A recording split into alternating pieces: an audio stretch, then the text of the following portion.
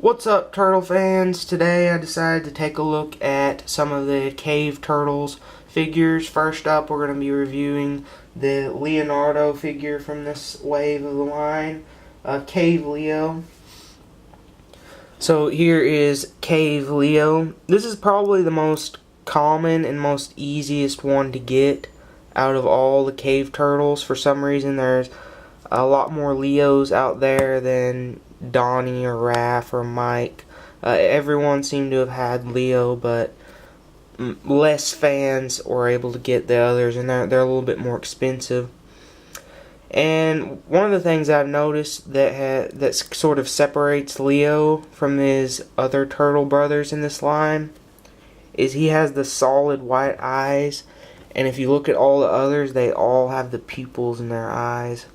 So Leo just really stood out to me a little bit, so I figured I'd just review him first and get to the other reviews later on. As far as articulation goes, he's pretty standard.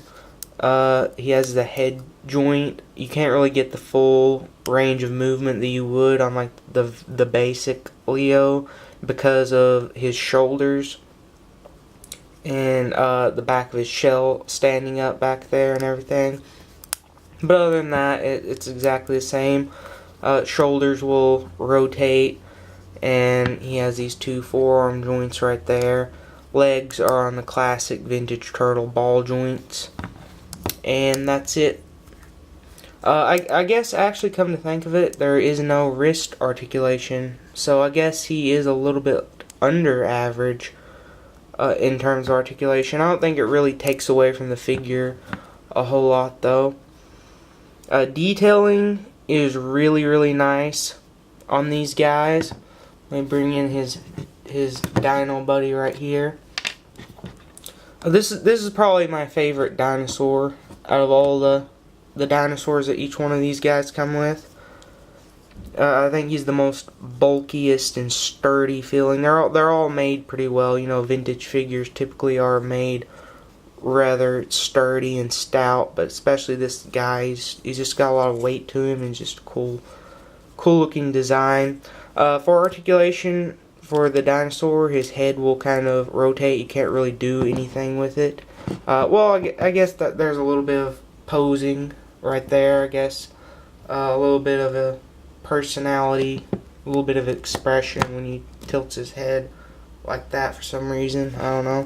But the legs and the tail and everything is pretty solid on this guy. The paint apps on these vintage turtles, like I always say, they are amazing compared to today's turtle figures. I can't find one little thing that they didn't paint on this guy. Like everything is spot on. They put little freckles in his face right there, and they actually painted those in. And there is actually a paint variant on this guy. This is the common later paint job. I think the original one had a more grayish little L necklace right there. Like the little plate was more gray. This one's obviously black. And there's a little bit more white on the ankles right here. But other than that, pretty much the same figure no matter which one you got. Just basically collector information right there if you wanted to get both. And he also comes with accessories, but I unfortunately don't really have his mace that he has. His critter crushing club, as they call it. And this one's a little bit warped. It might have got like that over time. It might have been like that in the packaging.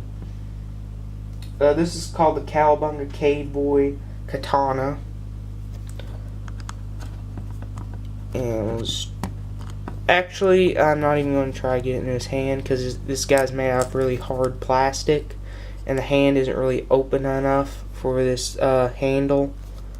But I can just put it blade first and just show you holding it this way. And other accessories that he comes with, besides, like I said, that critter crushing club that I don't have.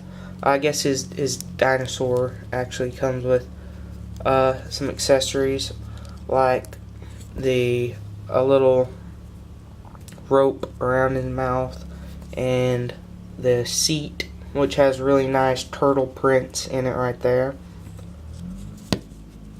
I love that the dinosaur has like Leonardo's bandana and elbow pads and knee pads on him. I thought that was really cool. Probably a little too cheesy to do today, I guess, but that's kind of why I love vintage figures. They're more over the top and colorful and just more entertaining to me because of that. And he actually fits in pretty snug.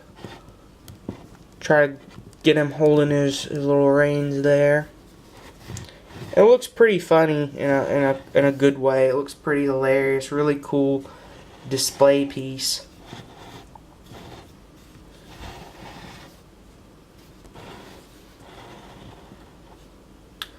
So yeah, that's the Cave Leo figure. Easily give this guy a 10 out of 10. Just absolutely fantastic all the way around. Technically, I could complain about like maybe the dinosaur could have a point or two of articulation more, or maybe the wrists could rotate, but that's all nitpicking, honestly. I think this guy is pretty much as cool as it could get. I think if they designed this figure today, it wouldn't be nearly as cool, and it wouldn't be nearly as high quality, honestly. So yeah, there's my review. Stay tuned for more. Thank you for watching.